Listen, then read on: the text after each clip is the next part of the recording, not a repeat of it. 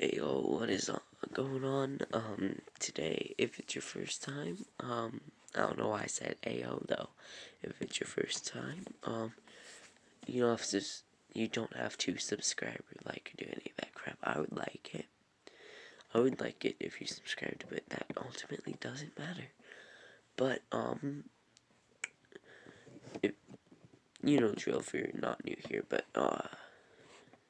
today is my Black Lightning, the Book of Ruin, Chapter 2, Theseus' ship review. And Theseus' ship is kind of weird, because that just appeared in WandaVision, kind of, with the whole theory with White Vision, but never mind.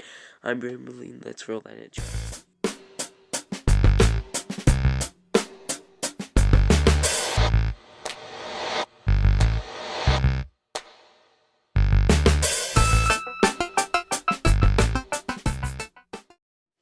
Well, this episode starts off right after the last episode ended with let's not call her new, Jennifer, stepping out in her new form, and everybody else accepts this except Jeff in the beginning, and Jeff is very like, no, this can't be you, you don't look like her, this isn't you.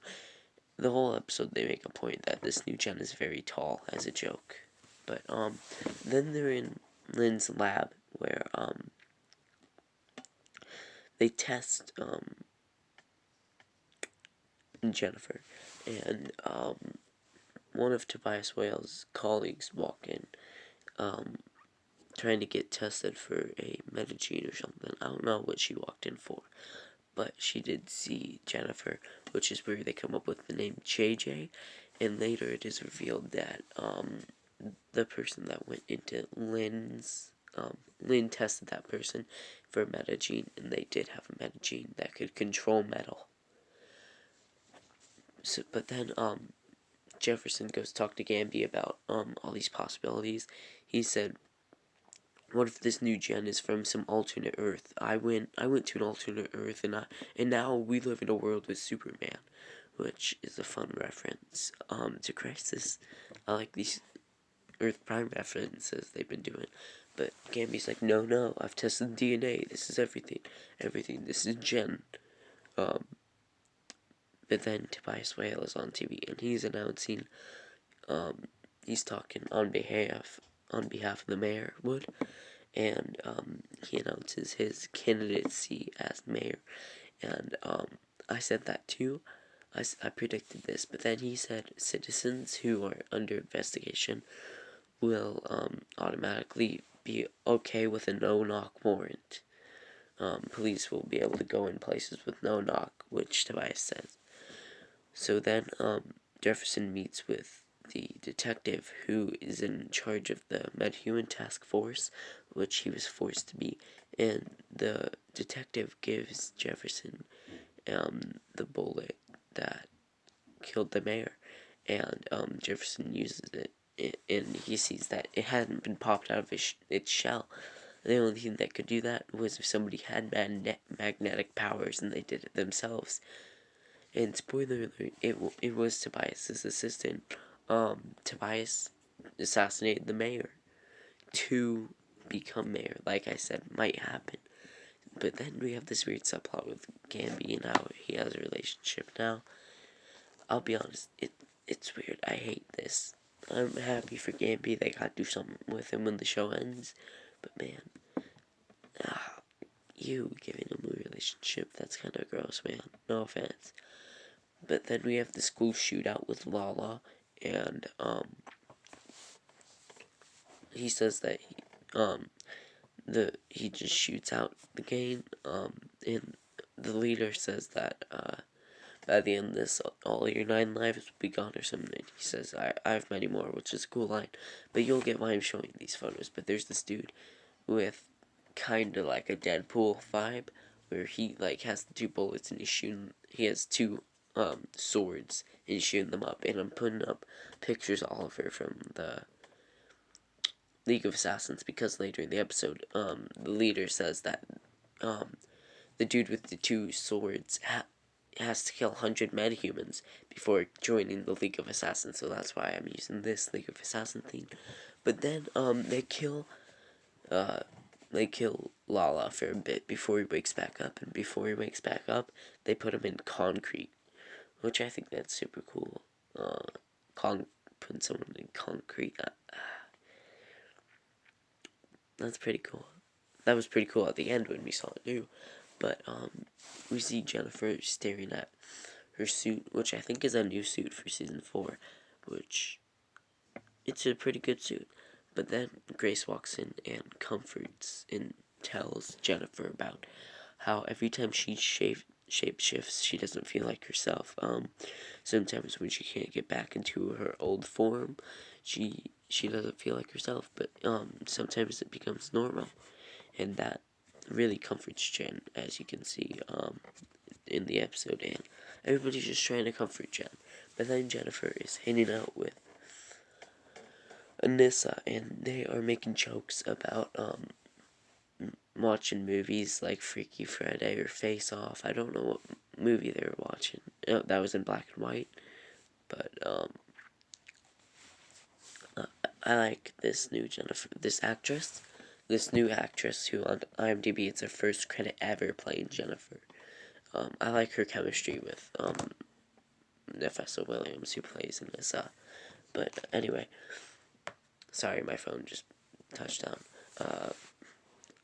Jennifer's in a room looking at everything and seeing how she's different, and she's the only thing that's different. But then TC walks in, and TC tells Jennifer that he will go through her passports and all her identification cards and everything, create a whole new life for her, just with the name JJ. And TC's a good guy, man. Be like DC, get powers and hack. No, I'm just kidding. So then Jennifer is obviously very comforted by this, but we see the results of the no-knock warrant, which has many parallels to real life, which they use news footage from real life, but these aren't the people. But officers storm into a man and lady's house, and I'm just gonna say this: I hate saying real stuff on here, but this story that we saw in this episode about the couple very much resembles the real life story of Breonna Taylor, who they feared her boyfriend was breaking in when the police were actually breaking in, and casualties happened just like in the episode where the boyfriend shot, and he had a legal, I'll put that word up, legal, he had the right to own it, legally owned firearm, and through all the bullet fire, Breonna died, and in real life, that is the sad story. Nobody's being held accountable, which is bullshit. But then we see the Black Lives Matter protests in that it was footage from real life and real newscasts, because they can't put that big of crowds together. But because this is a TV show and it's a superhero TV show, everything rewinds. I'm sorry, I got a little too real there. Everything rewinds, and Black Lightning comes and saves these two people from certain death,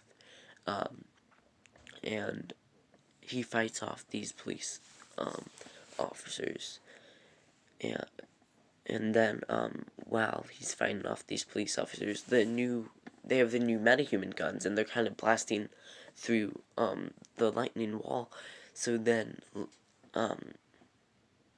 Jennifer, with her new suit from Gamby, comes down and helps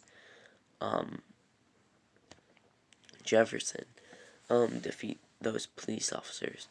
And I thought this scene was just great, man. Everything with the real life parallels and everything. I loved it. I love this episode, man. But then we see Grace at home waiting for Grace, and then Anissa pops out, and Anissa, it shows 3 outfits to Grace and says, which one should I wear? And she's like, what? Which one should I wear to our honeymoon? Because she talked to Jennifer about getting married to Grace and how she never told anybody else besides Jennifer.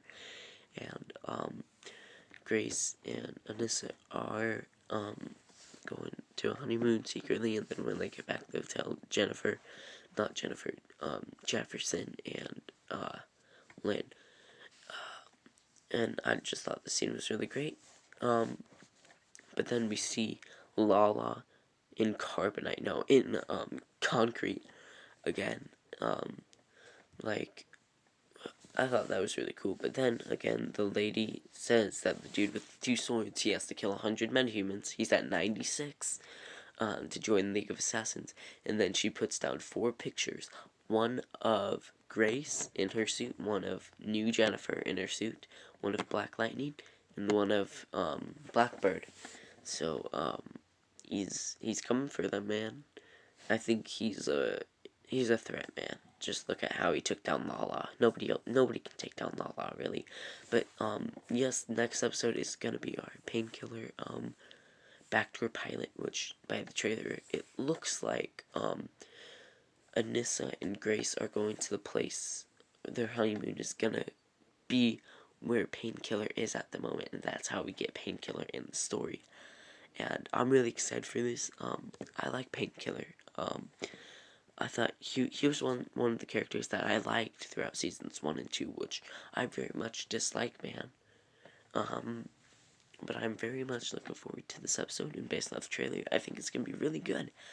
But anyway, that is my review for this episode. I'm sorry if I got a little too deep and real lifey for the real life parallels in this episode, but I'm sorry. I hope you enjoyed my review. If you did, I'd appreciate it if you dropped a like and subscribe. If you are subscribed, please turn on notifications. We don't have another Black Lightning episode till April 12th, which is some bullcrap. Man, they gave us this great episode, and then we don't get another one till the 12th of April, man. That's just, really, that's like a whole month with no Black Lightning. But anyway, I'm rambling. I'll just stop it. Goodbye. Have a great